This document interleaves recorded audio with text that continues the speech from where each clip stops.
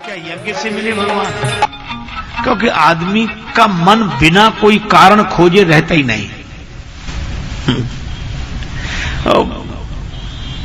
और इसीलिए अच्छा समझ गए, तीर्थ से नहीं मिले तब यज्ञ से मिले होंगे। अरे नहीं भाई, तो क्या यज्ञ बेकार है? कौन कहता बेकार है? पर एक बात है, चाहे दूध हो चाहे दही हो, न दूध में मिठास है न दही में मिठास है, फिर जिसमें चीनी गिर जाएगी उसी में मिठास आ जाएगी।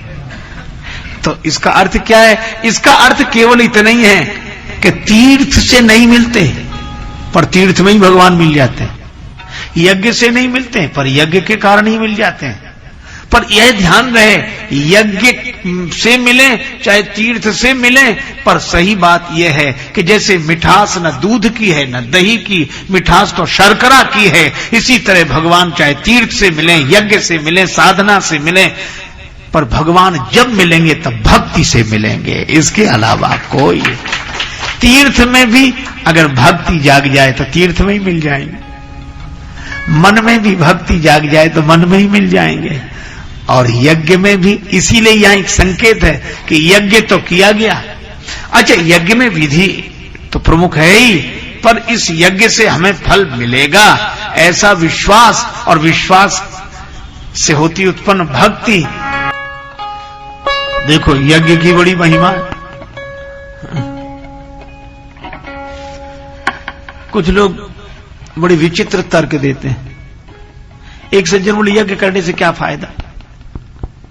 हमने कहा अच्छा, उनकी आदत थी हर चीज में फायदा पूछे। उनसे कहो भजन किया क्या फायदा, गीता पढ़ो क्या फायदा, सत्संग क्या फायदा। वो इसको ब्रह्मास्त्र समझते थे, चाहे यहां प्रयोग कर दे, इससे क्या फायदा। तो कई लोग उनसे परेशान हो गए। तो एक ने हमसे कहा कि वो ऐसे बार बार, हमने कहा अब तुम भी इसी शस्त्र का प्रयोग उन पर करो। तो बोले उन पर कैसे करें? तो एक दिन वो संयोग से वो लोग बैठे थे, वो मिल गए मुझे। तो उन्होंने कहा कि तीर्थ करो, तो तुरंत बोले तीर्थ करने से क्या फायदा।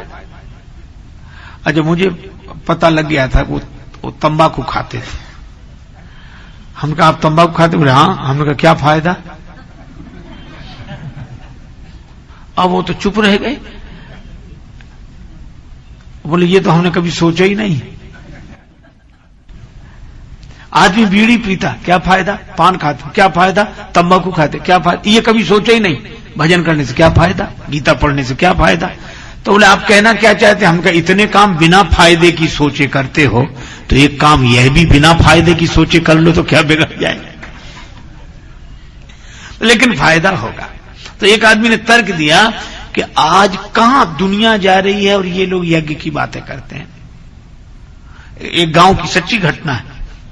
तो हमने कहा क्यों? कहा कि लोगों को भोजन नहीं मिल रहा है, गरीबी कितनी, दुख कितना, और ये कीमती चीजें आग में डाल देते हैं।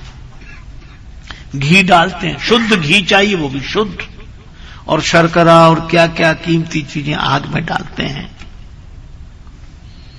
ये पागलपन नहीं तो और क्या है।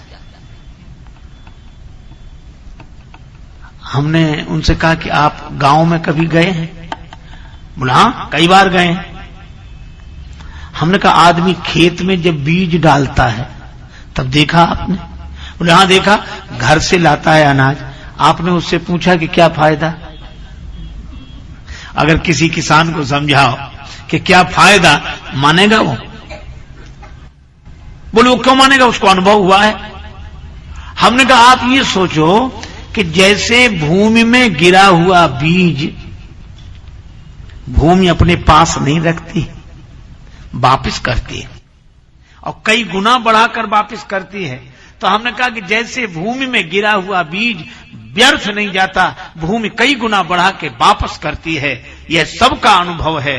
तो इसी तरह ऋषियों का भी अनुभव है कि अग्नि में भी डाले हुए पदार्थ व्यर्थ नहीं जाते, अग्नि कई गुना करके वापस करती है।